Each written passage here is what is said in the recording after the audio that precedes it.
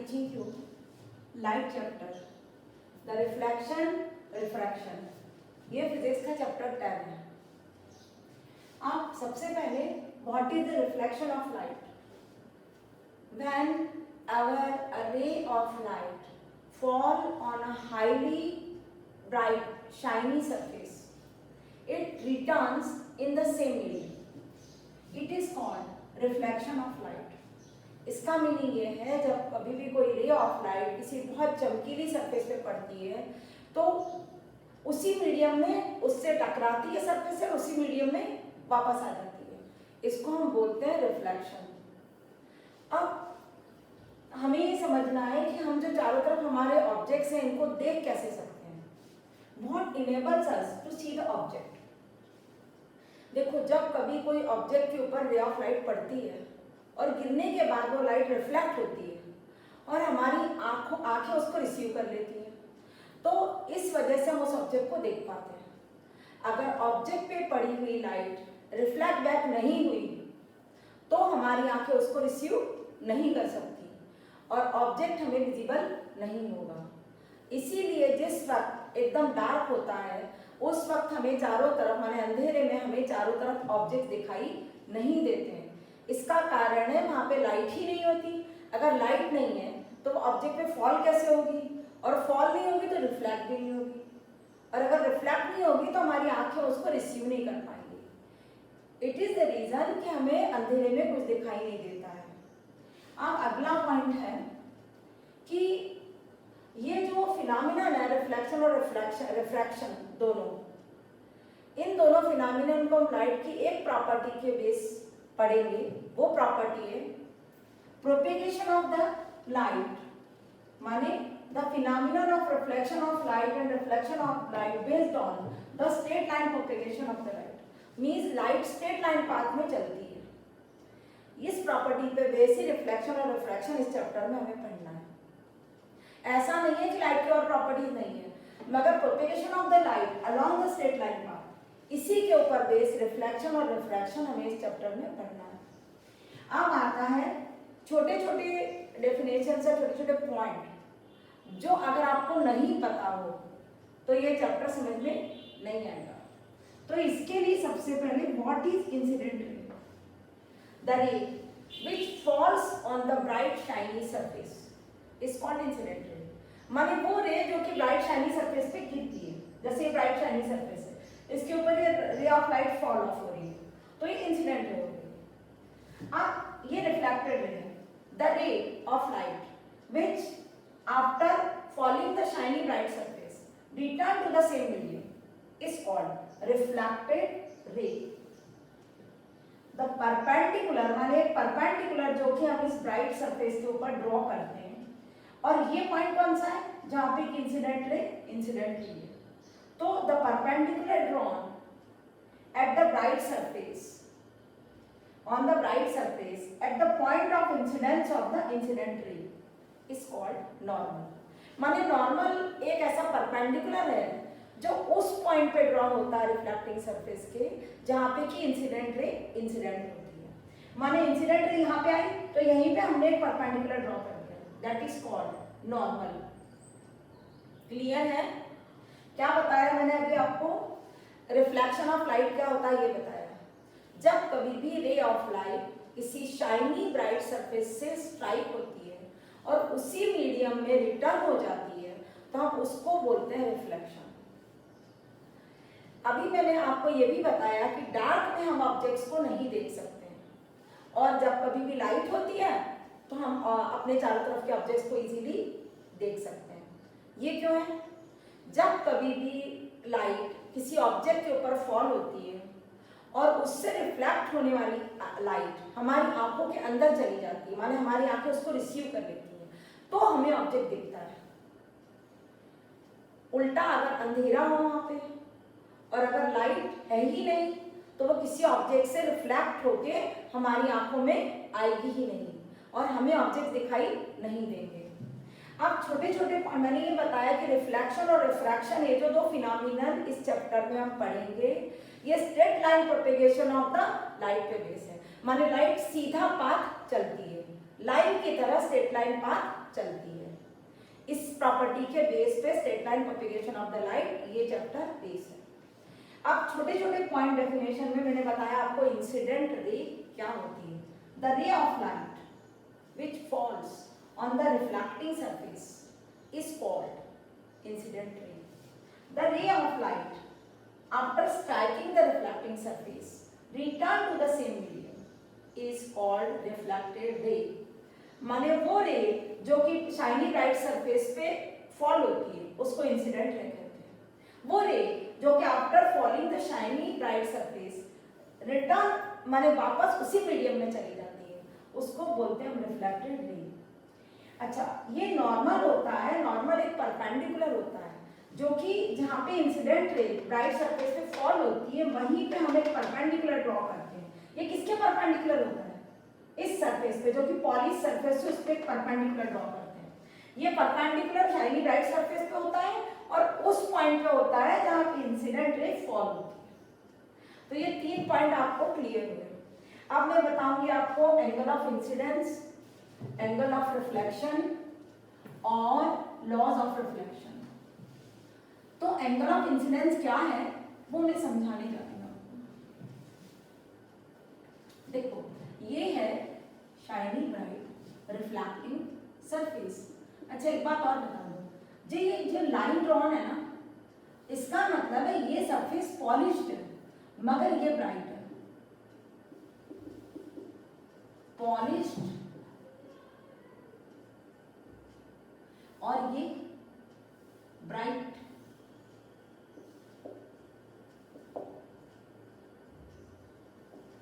माने रिफ्लेक्टिंग, ये रिफ्लेक्शन की सरफेस इस साइड से रिफ्लेक्शन होगा, ये ओपेक होगी, यहाँ पे रिफ्लेक्शन नहीं होगा, इस साइड में पॉलिश होगा और इस साइड से रिफ्लेक्शन होगा।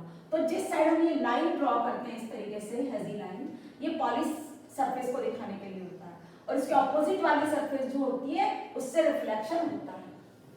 अब मैं ड्रॉ कर लूँ पहले इंसिडेंट रे। यहाँ पे हम क्या ड्रॉ कर देंगे? एक परपेंडिकुलर, उसको हम बोलेंगे नॉर्मल। ये है रिफ्लेक्टेड रे। अब देखो ये कौन सी रे है? Incident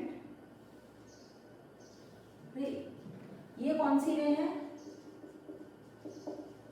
reflected ray. ये क्या है? नॉर्मल। अब आपको ये समझना है कि जो इंसिडेंट रे है और ये नॉर्मल है, इनके बीच के एंगल को बोलते हैं angle of incidence. It is denoted by I, small I. ये रिफ्लेक्टेड रे है और ये नॉर्मल। तो angle between the reflected ray and the normal is called angle of reflection. What is angle of incidence? Angle of incidence, angle of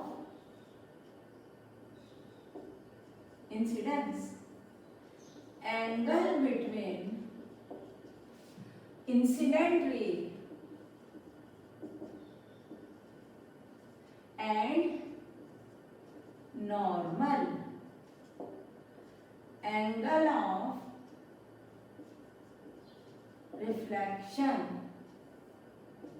angle between reflected ray and normal is angle of reflection. अब laws of reflection हमें करने हैं। Laws of reflection आपने 8th में भी पढ़े होंगे क्योंकि लाइट चैप्टर था 8th क्लास में।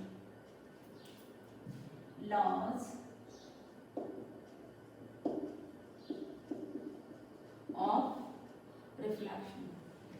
2 लॉज है रिफ्लेक्शन में। पहला, the angle of incidence must be equal to angle of reflection. Angle of incidence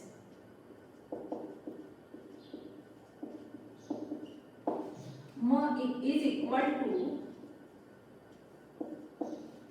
the angle of reflection. दूसरा, the incident ray, the reflected ray and the normal all lie in the same plane. The incident ray,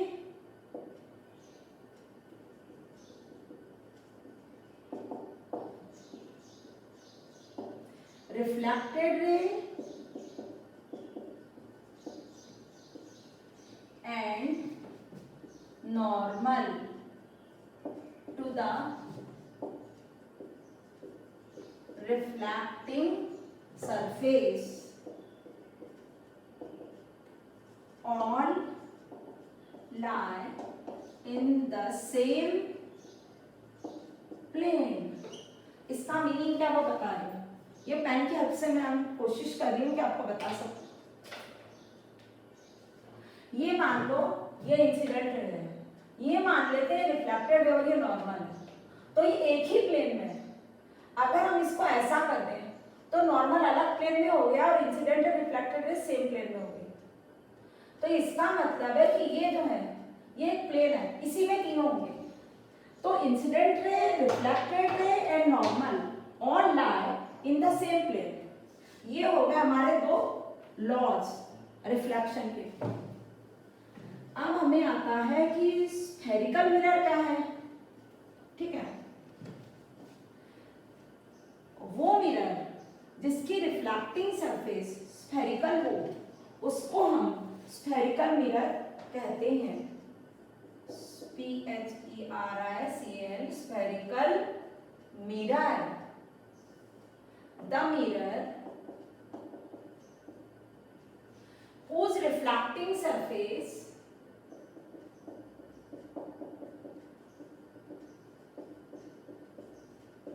is spherical। माने वो mirror जिसकी reflecting surface गोल हो, sphere type की हो, curve हो, उसको हम बोलते हैं स्फेरिकल मिरर। आपके सिलेबस में दो टाइप के स्फेरिकल मिरर हैं, एक है कॉनकेव और दूसरा है कॉन्वेक्स। पहला कॉनकेव मिरर, वो स्फेरिकल मिरर जिसकी रिफ्लेक्टिंग सरफेस कर्व इनवर्ड हो, इनवर्ड माने अंदर की तरफ घूमी हुई हो, ब्राइट सरफेस, उसको हम बोलते हैं concave mirror. The mirror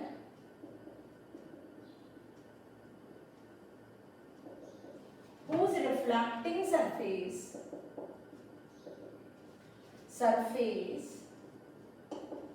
is curved inward।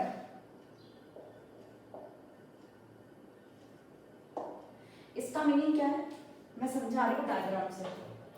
ये जैसे मान लो मैंने एक मिरर ड्रॉ कर दिया, ये mirror,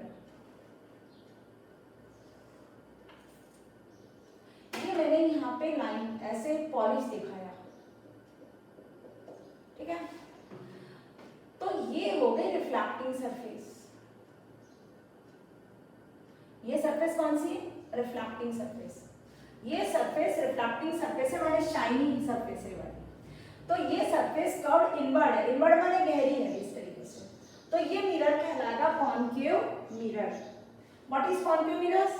the mirror whose reflecting surface is curved inward is called a concave mirror। convex mirror दूसरा है convex mirror।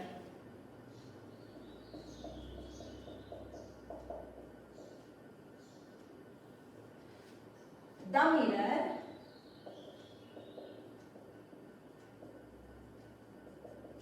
whose reflecting surface is bulged outward is a convex mirror। इसका मीनिंग क्या है?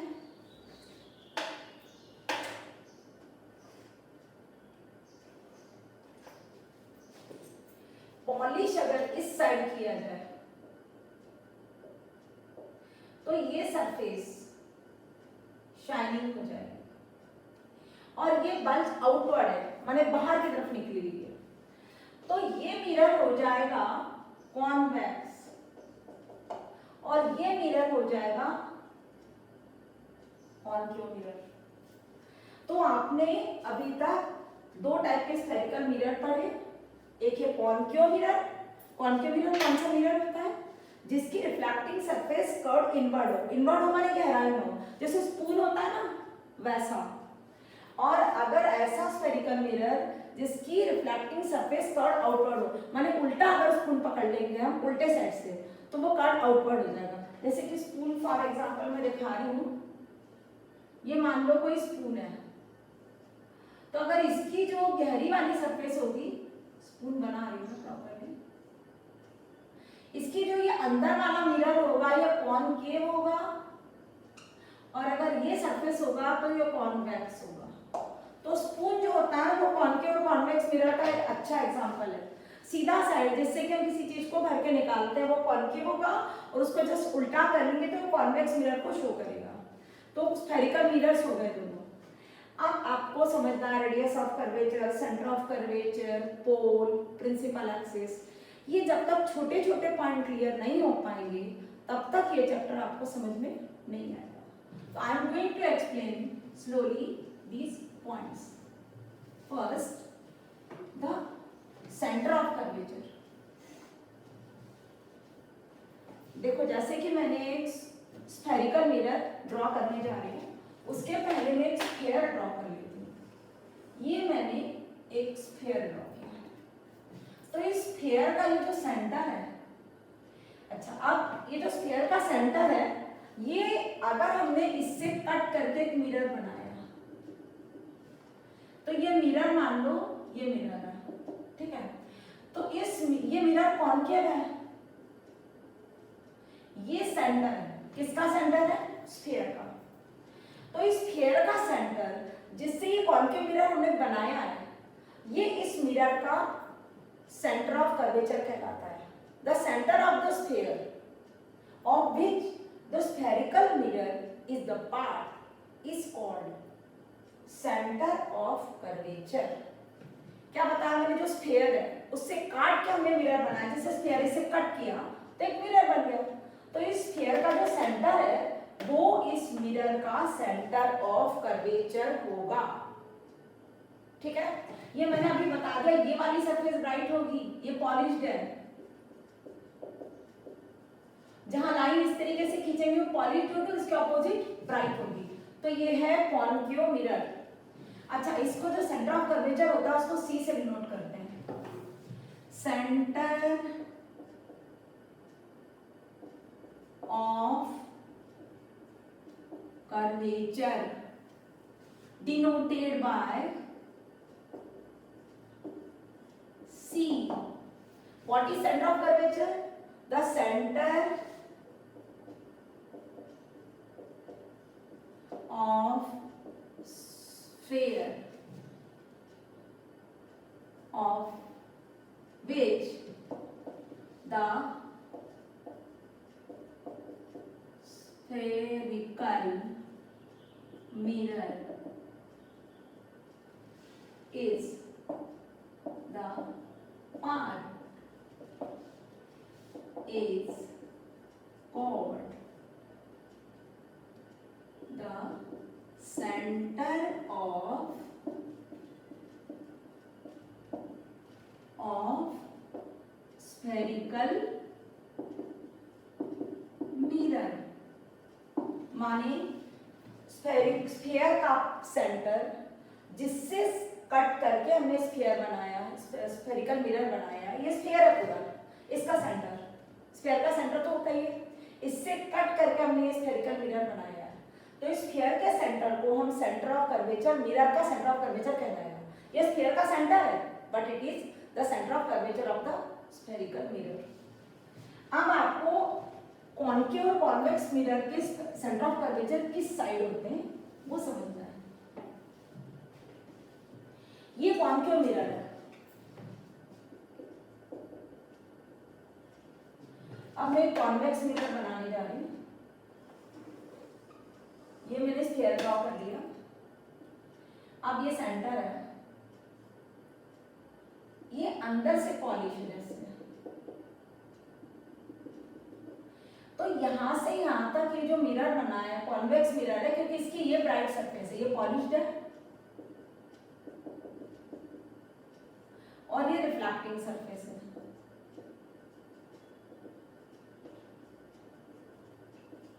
इसमें क्या, ये पॉलिश सरफेस है और ये रिफ्लेक्टिंग सरफेस है। तो देखो इसमें ये सेंटर ऑफ कर्वेचर है, क्योंकि स्फीयर का सेंटर जिसका ये मिरर पार्ट है वो इस स्फेरिकल मिरर का सेंटर ऑफ कर्वेचर कहलाता है। अब ये कॉन्वेक्स कॉन्केव मिरर है और ये है कॉन्वेक्स मिरर। तो आप देख रहे हो कॉन्केव मिरर का सेंटर ऑफ कर्वेचर उसके फ्रंट में होता है। मानिए मिरर है, इसकी पॉलिश, ये जिसकी जो ब्राइट सरफेस है उसके फ्रंट में होता है। ये ब्राइट सरफेस है, इसके सामने होता है, फ्रंट में होता है। और जो कॉन्वेक्स मिरर है इसका centre of curvature polish surface माने back to the bright surface होता है, रिफ्लेक्टिंग सरफेस के पीछे होता है। ये रिफ्लेक्टिंग सरफेस है, इसके पीछे है और इसमें ये रिफ्लेक्टिंग सरफेस है, इसके सामने है।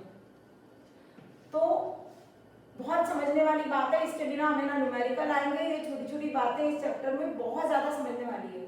जो रिफ्लेक्टिंग सरफेस है उसके सामने सेंटर ऑफ कर्वेचर होता है, किसमें, कॉन्केव मिरर में। और ये जो रिफ्लेक्टिंग सरफेस है इसके पीछे सेंटर ऑफ कर्वेचर है, किसमें, कॉन्वेक्स मिरर में। अब आपको रेडियस ऑफ कर्वेचर क्या होता है,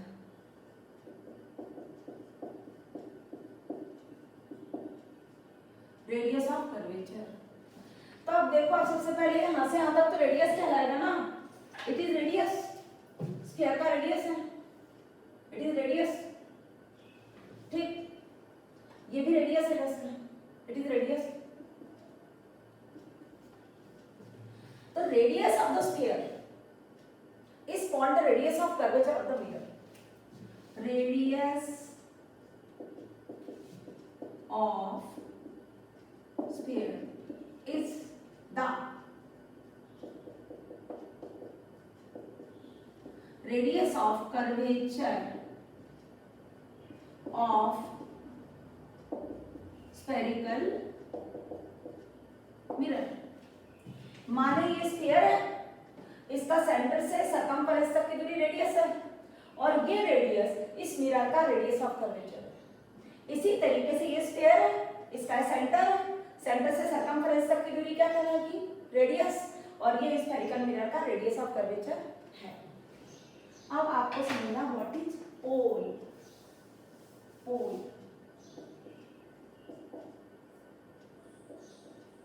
centre point of reflecting surface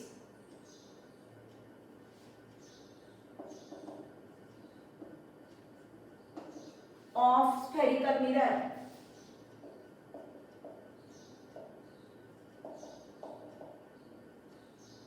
माने ये रिफ्लेक्टिंग सरफेस है, इसका सेंटर पोल कहलाता है। It is denoted by P, denoted by P। अब पोल हो गया, रेडियस ऑफ कर्वेचर हो गया, सेंटर ऑफ कर्वेचर हो गया। अब प्रिंसिपल एक्सिस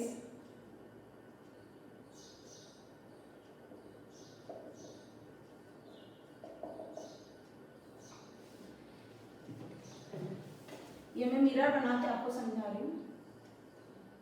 मान लो ये मैंने कॉन्केव मिरर बना दिया, ये इसका पोल है और ये है centre of curvature.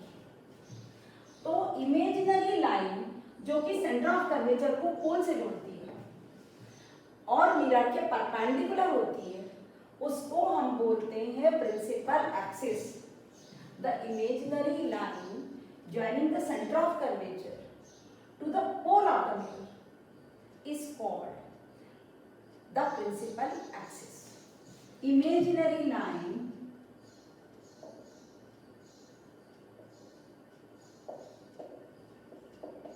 joining center of curvature to the pole it is always perpendicular to the mirror. ये प्रिंसिपल एक्सिस भी हो गई। अब बचा है केवल अपर्चर, है ना? क्या बचा है? अपर्चर बचा है। Aperture, aperture, the diameter of the refracting surface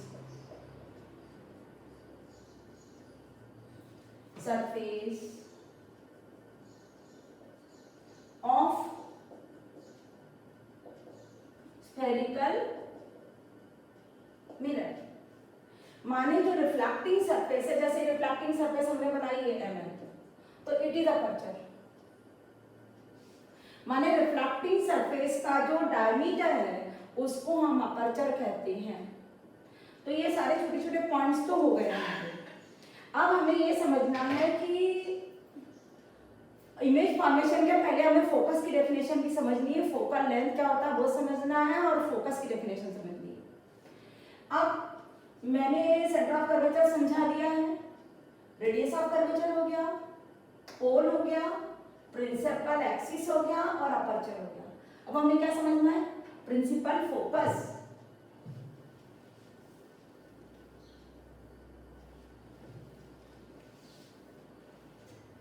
principal focus या फोकस, प्रिंसिपल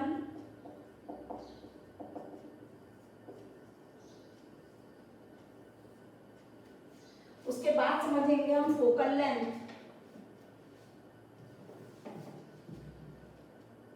ये मिरर बना के समझा रही हूँ। ये कॉन्केव मिरर है, इसका एक पोल है, ये सेंटर ऑफ कर्वेचर है और ये प्रिंसिपल एक्सिस है। ये पोल, ये सेंटर ऑफ कर्वेचर, ये प्रिंसिपल एक्सिस। कुछ रेज जो प्रिंसिपल एक्सिस के पैरेलल आती हैं और रिफ्लेक्शन के बाद मिरर से टकराएंगी। ये रेज प्रिंसिपल एक्सिस के पैरेलल आई, मिरर से रिफ्लेक्ट हुई और एक पॉइंट पे आके कन्वर्ज हो गई, माने मिल गई। प्रिंसिपल एक्सिस पे एक पॉइंट पे मिल गई। ये रेज जो कि पैरेलल टू प्रिंसिपल एक्सिस आई, मिरर से रिफ्लेक्ट हुई और प्रिंसिपल एक्सिस पे एक पॉइंट पे आके मिल गई। The rays which are parallel to principal axis after reflection meet at a point on the principal axis. The point is called principal focus or focus of the concave mirror. अब ये focus है, convex mirror का focus क्या होगा?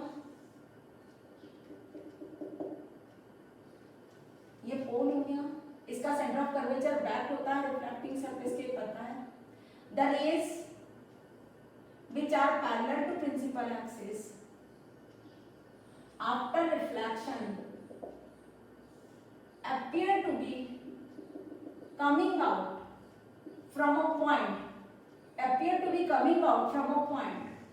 on the principal axis. This point is called focus. The rays incident parallel to the principal axis on the mirror after reflection appear to be coming out from a point on the principal axis. This point is called principal focus. इसमें क्या बताया था? The rays which incident parallel to the principal axis after reflection meet at a point on the principal axis. The point is called principal focus. यहाँ पे convex mirror में the rays which incident parallel to the principal axis of the convex mirror after reflection appear to be coming out from a point on the principal axis. This point is called principal focus. Up, what is focal length? Focus और पोल के बीच के distance को focal length कहते हैं। It is focal length. Pole और focus के बीच के distance को क्या कहते हैं? Focal length. Focal length clear है, फोकस क्लियर है।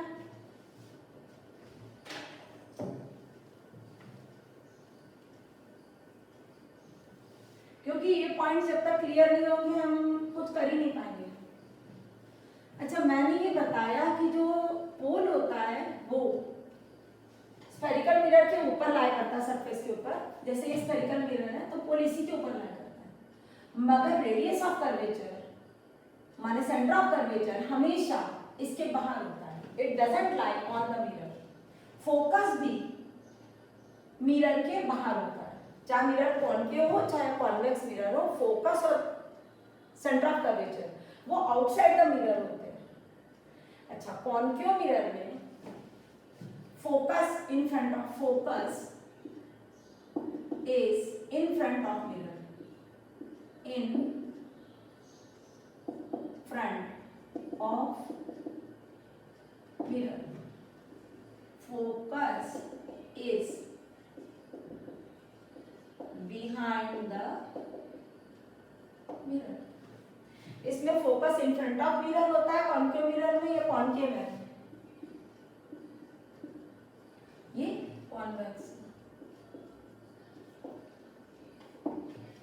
पोल दोनों पे ही मिरर की सरफेस के ऊपर होता है, मगर कॉन्केव मिरर में फोकस और सेंटर ऑफ कर्वेचर दोनों ही मिरर के फ्रंट में होते हैं, और कॉन्वेक्स मिरर में पोल और सेंटर ऑफ कर्वेचर दोनों ही मिरर के पीछे होते हैं।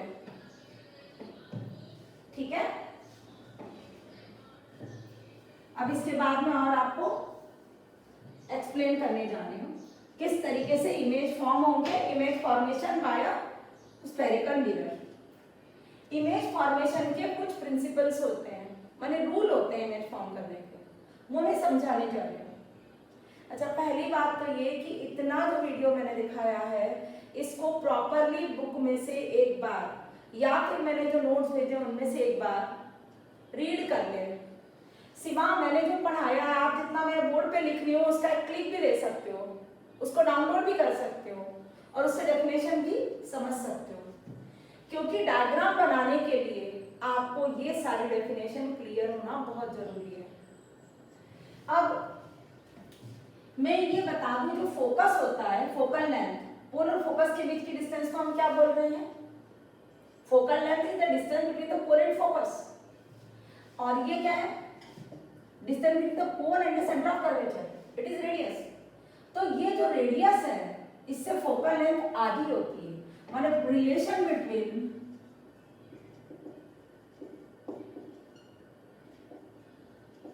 रेडियस ऑफ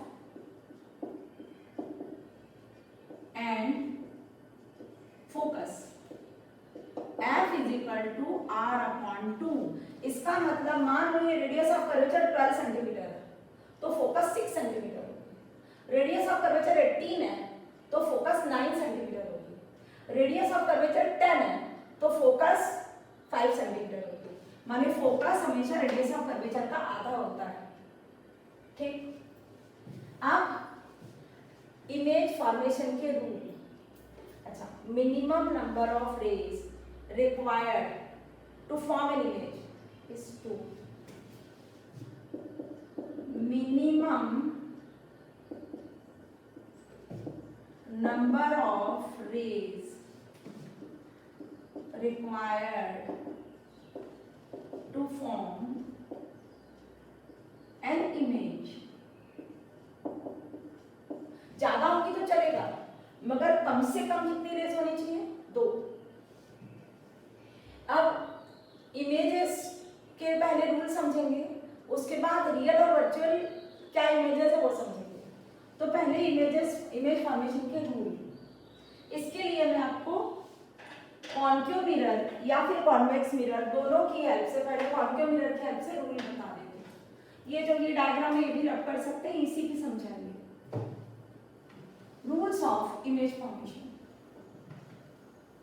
देखो, जो रेज प्रिंसिपल एक्सिस, पहला रूल है, जो रेज प्रिंसिपल एक्सिस के पैरेलल मिरर पे इंसिडेंट होंगी, the rays which incident parallel to the principal axis of the spherical mirror. ये मिरर मैं कौन सा बनाने जा रही हूँ? आप कोशिश करो, इसमें पॉलिश सरफेस ये है और ब्राइट सरफेस ये है। It is a concave mirror.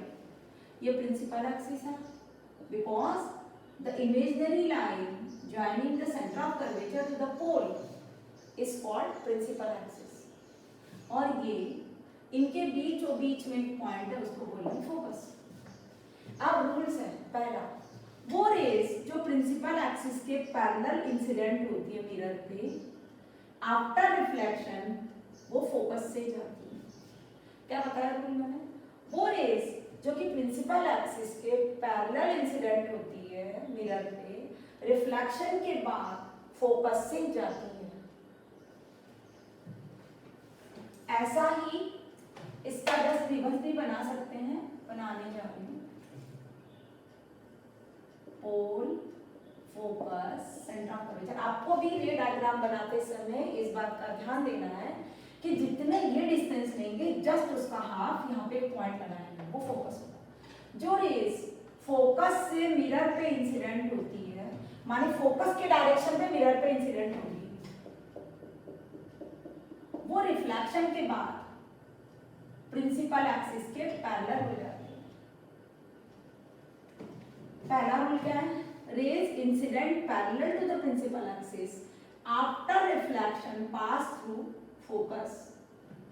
The rays which incident on the mirror in the direction of focus after reflection become parallel to the principal axis.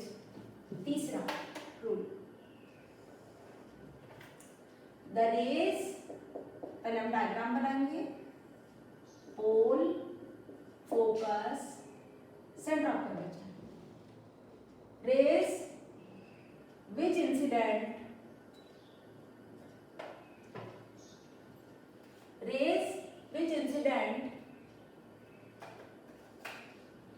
perpendicular the rays which incident in the direction of center of curvature on the mirror, माने वो raise जो कि centre of curvature के direction में mirror पे incident होती है। ये मिरर है, सेंटर ऑफ कर्वेचर के डायरेक्शन में मिरर पे इंसिडेंट हुई, ये उसी पाथ से वापस आती है। रे which incident on the mirror in the direction of center of curvature, centre of curvature से जाती हुई मिरर पे इंसिडेंट हो गई, इसी पाथ से वापस आ जाती है, reflect back on the same path. Rays, first rule, rays which incident parallel to the principal axis after reflection pass through focus. Rays which incident on the mirror through focus after reflection become parallel to principal axis. The light rays which incident on the mirror in the direction of center of curvature reflect back on the same path. माने जैसे गई वैसे ही वापस आ जाएगी। ठीक है, ये 3 rule हो गए। ये दूसरा रूल हुआ, ये तीसरा रूल हो गया। अब ये तो मैंने कॉन्केव मिरर के बनाए हैं, कॉन्वेक्स मिरर के भी बना सकते हैं हम, मगर इसके पहले में इंसिडेंट रे, रिफ्लेक्टेड रे, नॉर्मल के साथ एंगल ऑफ इंसिडेंस और angle of reflection in diagrams में समझाना चाहती हूँ। देखो ये इंसिडेंट है, ये रिफ्लेक्टेड है। अब हमें एक नॉर्मल बनाना है। अगर हमने नॉर्मल ड्रॉ कर लिया तो एंगल ऑफ इंसिडेंस और एंगल ऑफ रिफ्लेक्शन भी हम बना सकेंगे। How to denote